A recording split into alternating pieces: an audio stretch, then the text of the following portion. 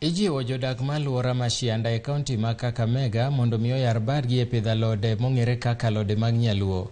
Maeri en mar neno yo achiel mar bero ohala mar alodego e pinje mamoko kama jo Kenya odakie kendo yudo peka ka gimanyo alode makamago.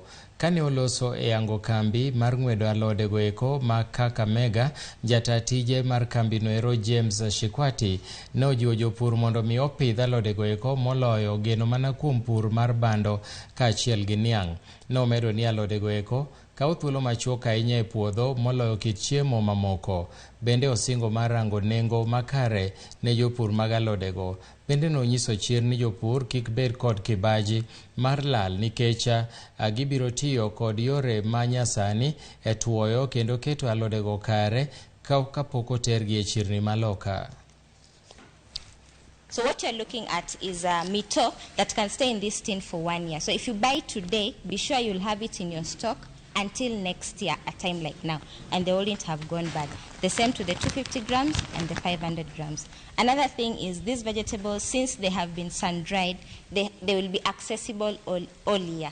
African leafy vegetables have a problem with their seasonality, especially dry seasons. Like right now, if you go to a farmer and ask for saga, you won't get saga. But if you come to us, you're going to get saga in dried form, which will still be nutritional. That's another thing. These vegetables are very, very nutritious, 100% nutritious and very healthy, as compared to other exotic vegetables that are in the market. And lastly, these vegetables reduce your preparation time by 80%. So what you see here, the product is more than just a vegetable. We are trying to create that possibility that Kenyans who go out there, they can also establish restaurants and promote Kenyan foods. And by them doing that, as my colleagues have already explained, what's going to happen is that farmers are going to get a market.